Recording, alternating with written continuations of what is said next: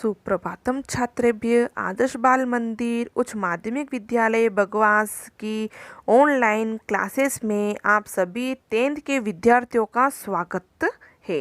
आज का प्रकरण है संज्ञा शक्ति। लेखक है नारायण शर्मा। नीति कथा साहित्ये हितोपदेशः अन्यतम ग्रंथः। नीति कथा साहित्य में हितोपदेश अनुपम ग्रंथ है। एवं ही श्रूयते, इस प्रकार सुना जाता है। नारायण शर्मा नामा पंडितः पाटलिपुत्र अधिपतेः सुतान नीतिशास्त्रं बोधयितुम् इमं ग्रंथं रचयामास। नारायण शर्मा नाम के पंडित ने पटना के पाटलिपुत्र यानी पटना के राजकुमार सुतान यानी राजकुमार को नीति शास्त्र का ज्ञान कराने के लिए ग्रंथ की रचना की।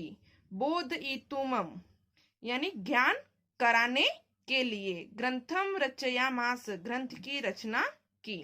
स्वमनोज्ञ प्रवाहमय शैल्याः अयं ग्रंथः लोकेषु अति प्रसिद्धम् अवाप।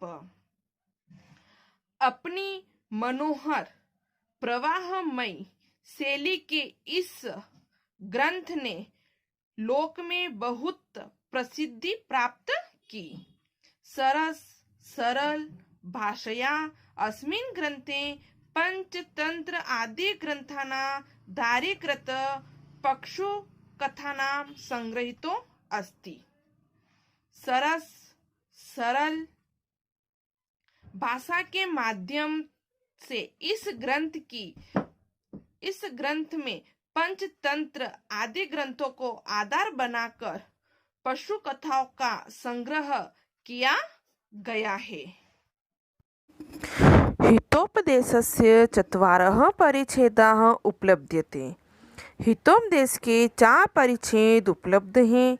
मित्रलाभ, सुहृदभेद, विग्रह, संधिच।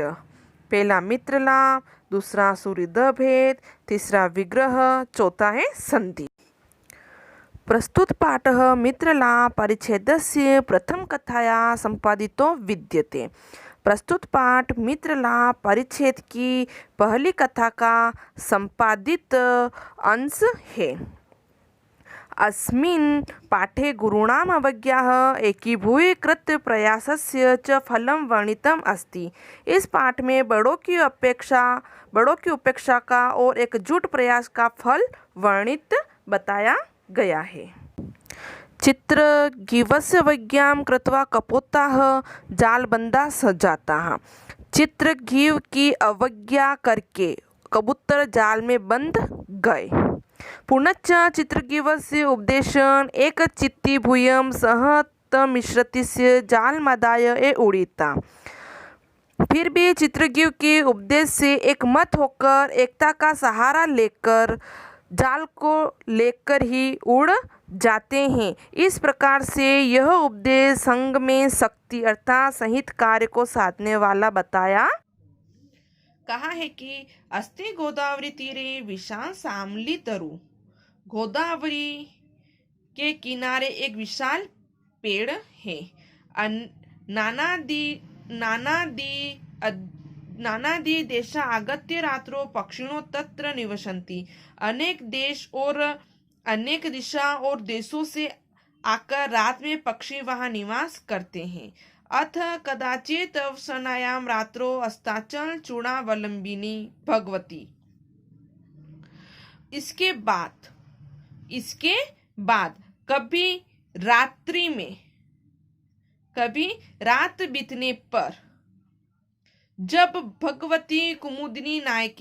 भगवान कुमुदनी के स्वामी चंद्रमा अस्ताचल चूड़ावलिमिनी अस्ताचल के शिखर पर लटके हुए थे अर्थात अस्त होने को थे, तब लघुपतनक नामा वायस प्रबुद्ध।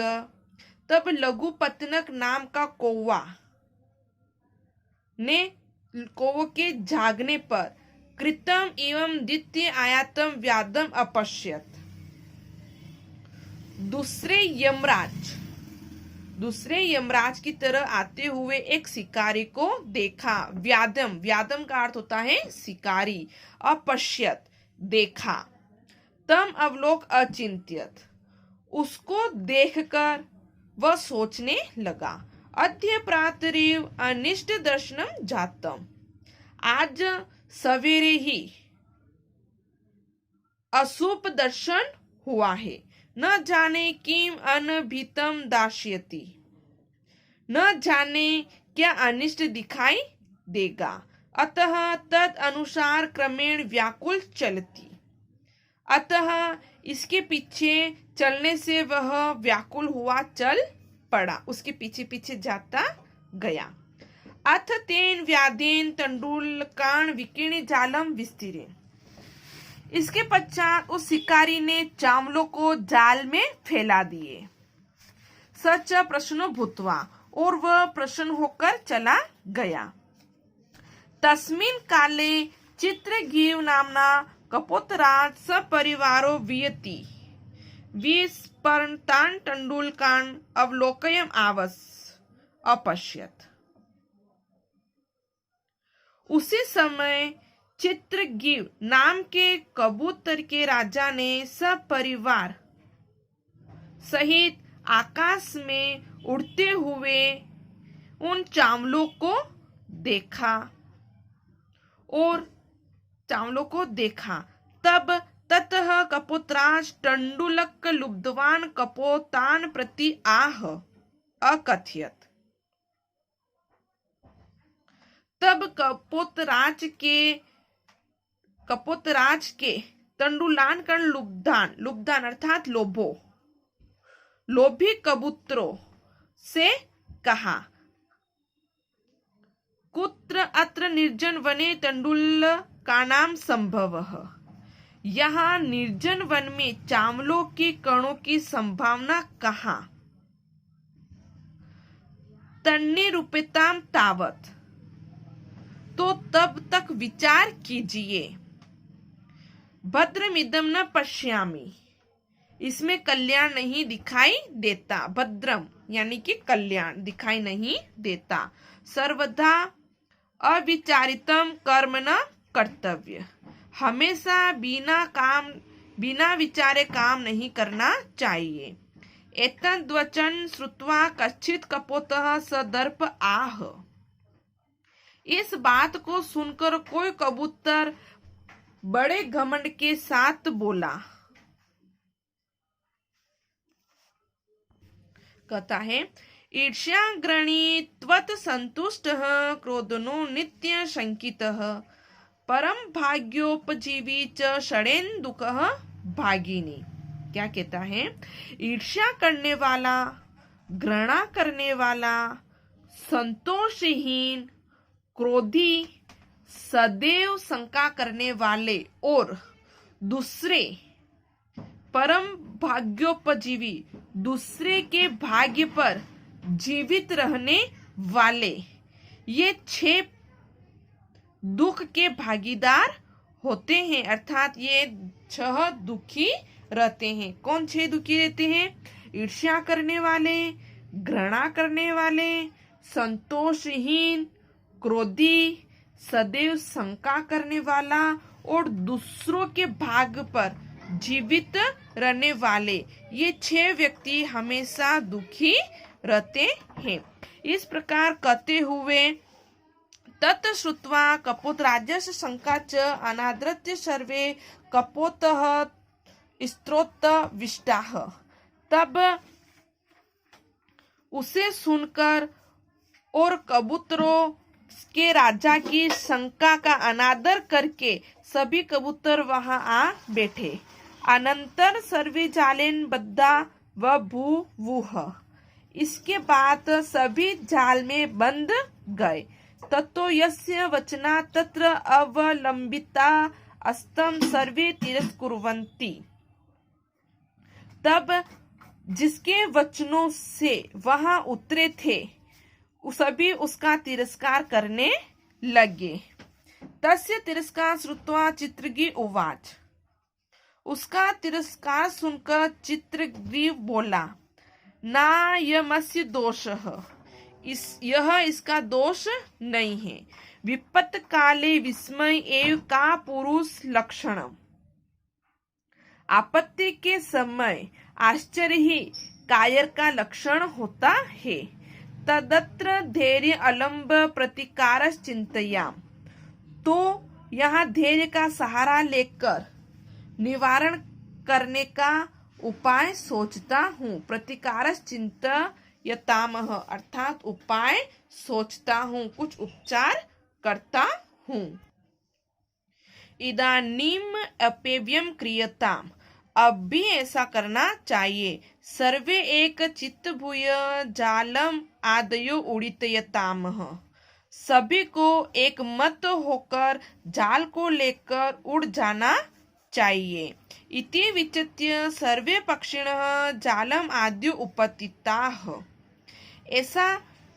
ऐसा विचार कर सभी पक्षी जाल को लेकर उड़ गए। अनंतरम स व्याधः सुदूरात् जालपहारकान् तान् अवलोक्य पश्चात् धावनम् अकरोत्। इसके बाद वह शिकारी बहुत दूर से जाल को अपहरण करने वालों को देखकर पीछे दौड़ा। ततः अस्तेषु चक्षु विषया अतिक्रांतिषु पक्षिषु च व्याधो निवृत्त। तब उन पक्षियों के आंखों से ओझल हो जाने पर वह व्याध पुनः लौट आया। अतएव उच्यते,